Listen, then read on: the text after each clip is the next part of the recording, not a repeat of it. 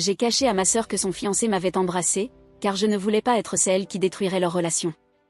Ma sœur, Marie, et son fiancé, Antoine, formaient un couple que tout le monde enviait. Ils étaient ensemble depuis 3 ans, et dès le début, j'avais vu à quel point ils semblaient faits l'un pour l'autre. Marie était cette femme rayonnante, toujours pleine d'énergie, tandis qu'Antoine était plus posé, réfléchi, toujours calme et patient. Leur relation semblait parfaite, sans faille. Moi, j'étais la petite sœur, celle qui les regardait de loin, qui souriait lors des dîners de famille, en pensant à quel point ils étaient chanceux de s'être trouvés. Mais ce que je n'avais pas vu venir, c'était la façon dont Antoine et moi avions commencé à interagir. Au début, c'était innocent.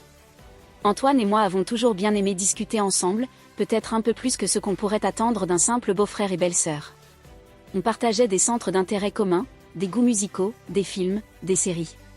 Des discussions qui semblaient si banales, si normales, jusqu'à ce que, sans que je ne le remarque vraiment, quelque chose commence à changer dans notre manière de nous parler. Les premiers signes étaient subtils, presque imperceptibles. Antoine s'asseyait un peu trop près de moi lors des dîners, nos coudes se frôlaient lorsque nous partagions une conversation animée. Il me souriait d'une manière différente, un peu plus intime, comme s'il savait que j'allais comprendre quelque chose que personne d'autre ne verrait. Parfois, je surprenais son regard posé sur moi un peu trop longtemps, un peu trop intense, avant qu'il ne détourne rapidement les yeux. Mais je n'ai rien dit. Je n'ai rien fait pour arrêter cela. Une part de moi aimait cette attention. Peut-être étais-je même flattée. Après tout, qui n'apprécierait pas un peu d'admiration, même si elle venait du fiancé de sa propre sœur? C'était toujours dans les petits moments du quotidien que ce jeu de séduction s'installait, presque sans que je ne m'en rende compte. Un jour, par exemple, nous étions tous les 3 dans le salon, en train de regarder un film. Marie était concentrée, plongée dans l'histoire, mais Antoine, lui, s'était tourné légèrement vers moi. Sa main avait effleuré la mienne sur la coudoir, et bien que cela ait pu être un simple accident, il n'avait pas retiré sa main immédiatement. Nos doigts se frôlaient à peine, mais ce contact, aussi subtil soit-il, avait envoyé une vague de chaleur à travers tout mon corps. J'avais évité son regard, me disant que j'interprétais sûrement mal la situation. Mais la réalité, c'est que je ne voulais pas voir ce qui se passait. Les semaines suivantes, ces petits gestes ont commencé à se multiplier. Antoine trouvait toujours un moyen de me frôler, que ce soit en passant près de moi dans une pièce ou en me tendant un objet. Chaque interaction devenait un jeu, une danse secrète entre nous deux, où aucun de nous ne disait vraiment ce qui se passait, mais où nous savions tous les deux que quelque chose d'interdit se développait. C'était dans les détails que tout se jouait. Lorsqu'il m'envoyait un message pour me poser une question banale, comme demander mon avis sur un cadeau pour Marie, il y avait toujours cette touche personnelle, ce petit mot de trop qui rendait la conversation un peu plus intime que nécessaire. « Je savais que toi seul pourrais m'aider avec ça », disait-il. « Tu comprends toujours ce genre de choses. » Des compliments cachés, des sous-entendus qui n'auraient pas dû exister. Je me sentais prise dans ce tourbillon, à la fois coupable et attirée. Chaque fois que nous étions ensemble, je me demandais si Marie voyait ce qui se passait sous ses yeux. Mais elle, toujours confiante et rayonnante, ne semblait rien soupçonner. Elle ne voyait pas ces regards échangés, ces conversations qui duraient un peu trop longtemps, ces rires qui, parfois, semblaient trop complices. Je me disais qu'elle n'avait aucune raison de s'inquiéter. Après tout, Antoine et moi ne faisions rien de mal. C'était juste des mots, des gestes inoffensifs. Mais au fond, je savais que ce n'était pas vrai. Chaque jour, je laissais Antoine franchir une nouvelle limite, et je ne faisais rien pour l'arrêter. Une fois, alors que nous étions seuls dans la cuisine après un dîner en famille, il s'est approché un peu trop près de moi. Je pouvais sentir sa présence derrière moi, son souffle contre ma nuque. « Tu sais que tu es spécial, non ?» m'a-t-il murmuré à l'oreille. J'ai senti mon cœur battre plus fort, mais je n'ai pas bougé. Une part de moi aurait dû s'éloigner, lui dire que c'était mal. Mais je suis restée là, figée, piégée entre ce que je savais être juste et ce que je ressentais à cet instant. Antoine n'a rien fait de plus ce soir-là, mais ce moment est resté gravé en moi, comme une frontière invisible que nous venions de franchir sans même nous en rendre compte. Le baiser est arrivé presque sans que je ne m'en rende compte.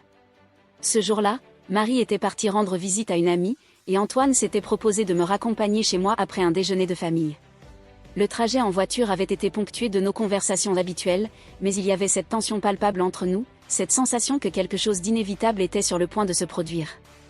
Arrivé devant chez moi, Antoine a coupé le moteur et s'est tourné vers moi. Son regard, cette fois, n'avait rien d'innocent. Il m'a dit quelque chose, je ne me souviens plus exactement quoi, mais je me souviens du ton de sa voix, calme et confiant, comme s'il savait déjà ce qui allait se passer. Il s'est penché vers moi, doucement, et avant que je ne réalise ce qui se passait, ses lèvres étaient posées sur les miennes. C'était un baiser rapide, presque furtif, mais suffisant pour tout changer. Il n'y avait pas eu d'hésitation de sa part, et je n'avais pas reculé. J'étais restée figée, surprise, mais aussi curieusement réceptive. C'était comme si tout ce que nous avions accumulé jusque-là, les regards, les gestes, les mots avaient mené à cet instant précis. Dès que nos lèvres se sont séparées, le poids de ce que nous venions de faire m'a frappé de plein fouet. Antoine m'a regardé, et pendant un moment, il n'a rien dit. C'était comme si nous étions tous les deux en train de réaliser la gravité de ce qui venait de se passer. Je sentais mon cœur battre à tout rompre, une vague de culpabilité m'envahissant. Mais étrangement, il y avait aussi autre chose. Une part de moi, une part que je refusais d'admettre, se sentait flattée par cet acte interdit. Flattée d'avoir été l'objet de son désir, même si c'était mal, même si c'était une trahison envers ma propre sœur. Antoine n'a pas cherché à s'excuser. Il n'a pas essayé de justifier ce qu'il venait de faire.